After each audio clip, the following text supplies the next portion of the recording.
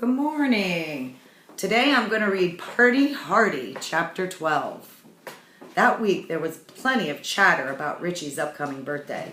All that excitement gave me a wiggle in my whiskers and a pounding in my heart. What was the big surprise Richie talked about all the time? On Friday, Mrs. Brisbane announced that Richie would be taking me home for the weekend. Yay! Humphrey's coming to the party too, AJ yelled. I'd never been to a party outside of room 26 before. I was overjoyed. I jumped on my wheel and spun as fast as I could. Boing, boing, Og croaked. Oops, I realized Og hadn't been invited to the party. Well, what about Og? Asked Richie. Can he come too? Mrs. Brisbane shook her head. I think you have all you can handle. Besides, I'm taking Og home with me. My husband is working on a surprise for him. Eek, I squeaked. It just slipped out. Mr. Brisbane, whom I hadn't even seen since Christmas, was working on a surprise for the frog. I could feel that green-eyed monster inside of me again. I was jealous of a large lump with a ghastly grin, and I just wasn't proud of myself. Richie was hopping from one foot to the other like a frog, and by the time his mom came to pick us up after school, We're going to a party, Hardy, Humphrey, he shouted. Try to relax, Richie, his mom told him as we got into the car. If we're going to have this party, you'll have to calm down. The house was in quite an uproar that night. First of all, there were so many aunts, uncles, grandmas, and grandpas there, I wasn't sure who was which. Everyone was hustling around, moving chairs, putting up decorations in the basement, and bustling around the kitchen.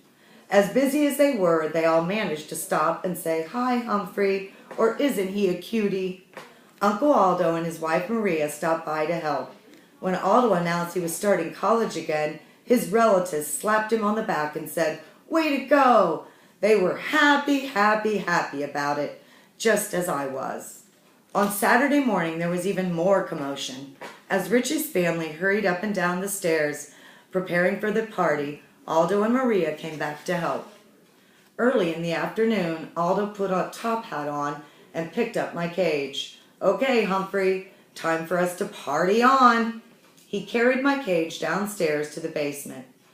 What sights I saw there, he said. The ceiling was covered with balloons in every color. Along the walls were brightly colored booths made out of big cardboard boxes.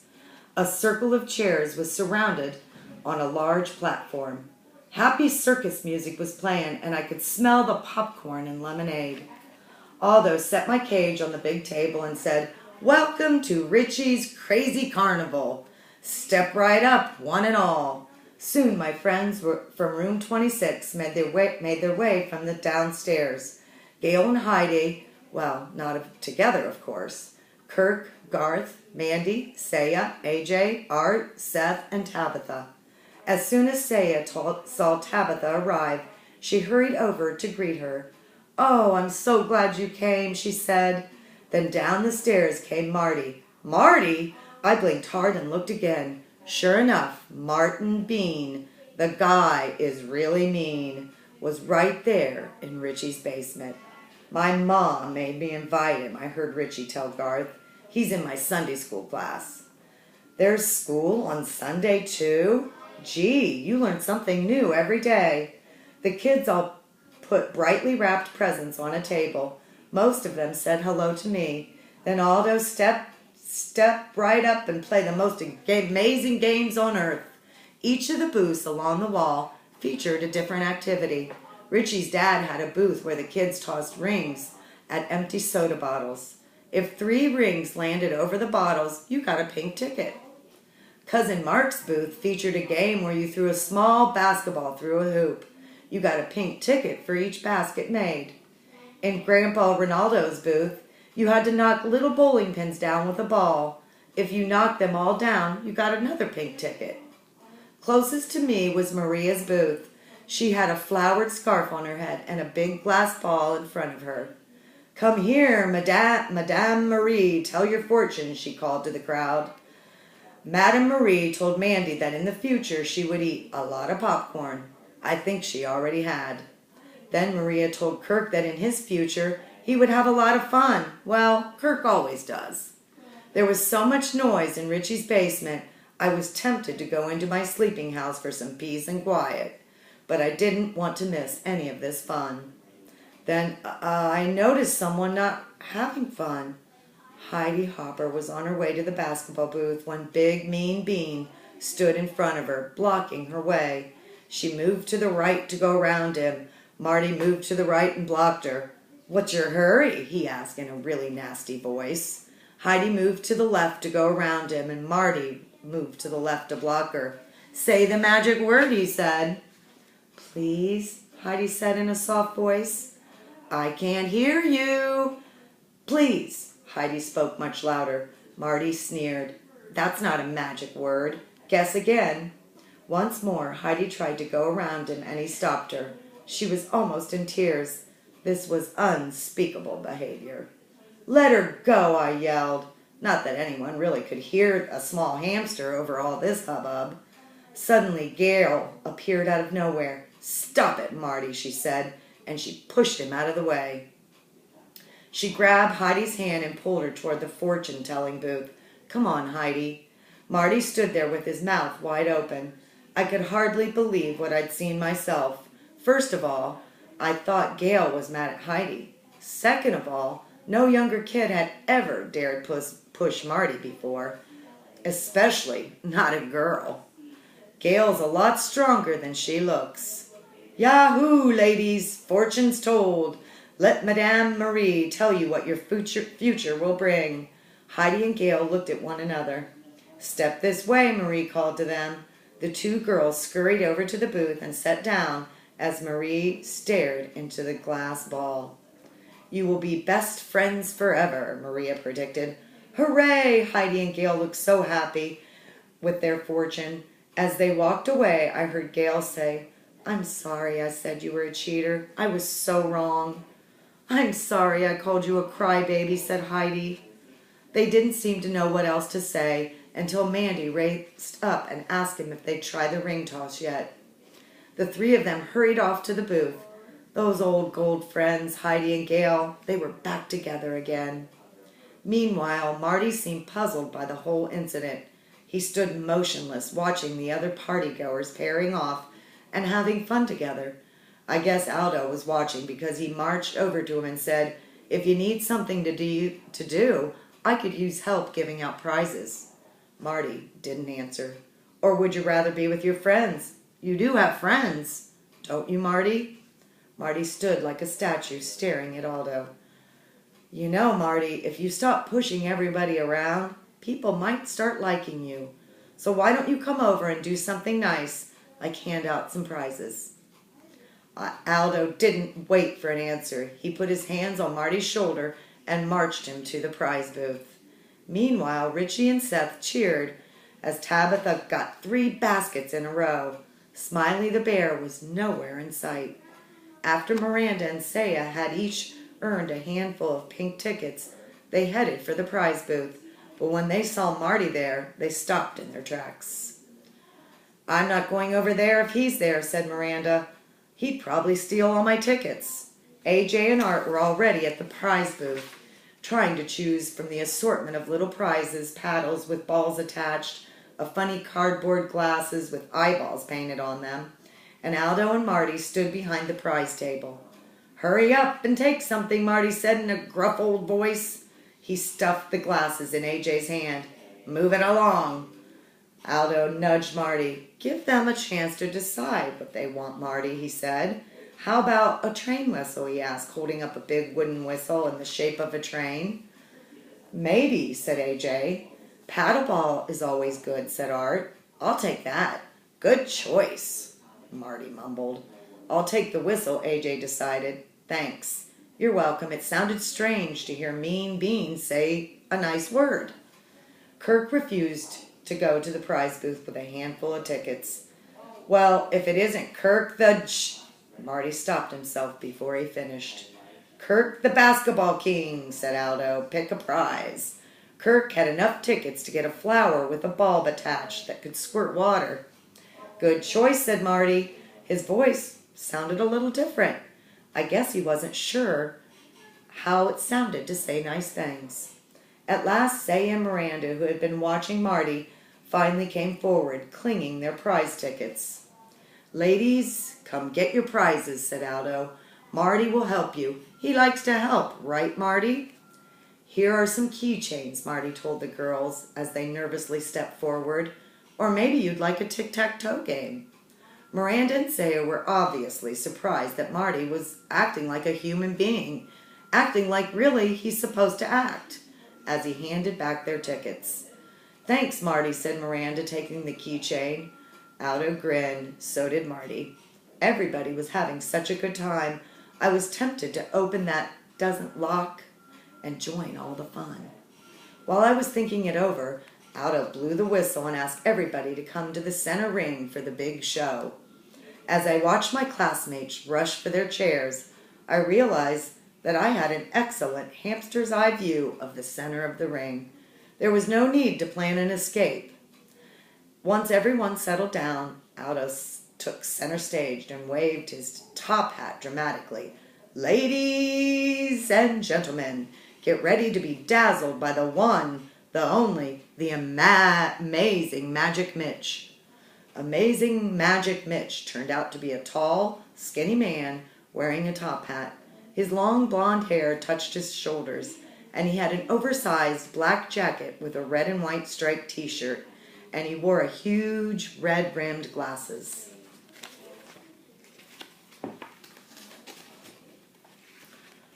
Aldo applauded, and the rest of the audience joined in. Magic Mitch carried a table in one hand and a suitcase in the other. He put the suitcase on the table and pulled out a large black wand. Now I understood. Amazing Magic Mitch was a magician. I heard about magic shows, but I had never seen one before. My whiskers started to quiver as the act began. He talked the whole time he performed his act. Talk, talk, talk. First he started out with a card trick. He brought AJ out of the audience and asked him to pick a card. Memorize it and return it to the deck. The magician mixed up the cards and asked AJ to pick another card. The card AJ selected this time happened to be the exact card he had picked the first time. "Think it's a trick deck?" asked the magician. "Yes," said AJ. So Magic Mitch called Tabitha out of the audience. He asked her and AJ to check the deck of cards to see that everything was normal. It was. Then Tabitha had to pick a card and memorize it. Mitch shuffled the cards all around, and when Tabitha picked another card from the deck, you won't believe it. It was the exact same card she had picked before. Everyone applauded, everyone except me. This guy seemed a little too crafty for me, so I decided to keep a close eye on him. Magic Mitch asked if he could borrow a coin from somebody. Marty volunteered with a quarter he had in his pocket. Imagine a grown-up taking a coin from a kid. Mitch rolled the coin up into the handkerchief, and it disappeared completely, right before our eyes. He shook out the handkerchief. But the quarter was gone. Marty gasped. Somebody should have warned Magic Mike not to make Mean Bean mad. The magician leaned over and asked, "What's that in your ear?" He reached out, touched Marty's ear, and produced the quarter, the same one that Marty had given him. Now I ask you, how can a coin disappear into thin air and then turn up in somebody's ear? This guy was cheating. Next, Magic Mitch had the nerve to ask if the birthday boy had gotten any paper money for his birthday. Richie came up and gave the magician a brand new dollar bill. You won't believe what Magic Mitch did with that dollar bill. He folded it all up, took out a pair of scissors, and cut it into small pieces. That's the rudest thing I've ever seen. Even Og wouldn't do something like that. Richie's eyes were practically popping out of his head as Magic Mitch took the pieces of the dollar, put them in his fist, and waved a magic wand. Nothing happened. "I forgot to say the magic words," he said. "Eeny, meeny, miny, mo. You see the money grow. This time, when he opened his hand, the dollar bill was in one piece again. Thank goodness, or I think Richie probably would have been pretty angry. Magic Mitch asked Say and Mandy to help him with a trick where he cut up a rope and did some hocus pocus. He returned this rope into one piece. Art helped him make a glass of water disappear under a handkerchief. I mean, a whole glass of water? I would not invite this man to my house for dinner, I can tell you that. Everybody seemed to like the show, though. They gasped and clapped at everything he did. Finally, he announced the big moment. Ladies and gentlemen, at this point in the show, I usually make a rabbit appear out of my hat. But today, my rabbit is on strike. So I'm going to borrow your class hamster for this amazing trick. It took me a few seconds to realize that this class hamster was me. Richie came over to my cage and gently picked me up, cupping me in his hands. Don't be scared, Humphrey. It's only a trick, he whispered. I knew that, but I didn't want to be cut up in pieces, or I didn't want to disappear in thin air. No wonder the rabbit went on strike. Since Humphrey is already here, I can't pull him out of my hat, so instead I will make him disappear into my magic hat. Magic Mitch first held his hat upside down and let everyone who wanted come up and inspect it. Everybody agreed it appeared to be just an ordinary hat. Mitch took me from Richie and put me in the hat. Oh, it was so dark inside. I have to admit, I don't like dark places. As he dropped me down, he pulled something with his finger, and I dropped into this secret compartment at the top of the hat. A false bottom came down over my head, and I was trapped in this little scary place. I could hear Magic Mike's muffled voice saying, Abracadabra, Humphrey dear, I will make you disappear. Whoa, the magician turned the hat all the way over. Now I was laying on my back. Oh, I was feeling a little seasick. Humphrey, where are you? Magic Mitch called. He shook the hat to show that it was empty, except it wasn't. Ooh, I squeaked loudly as I bounced up and down, trapped into this stuffy cave. I guess nobody heard me, not even Magic Mitch. I could hear the sounds of the kids gasping and shuffling around in their seat. Where's Humphrey? I heard AJ ask.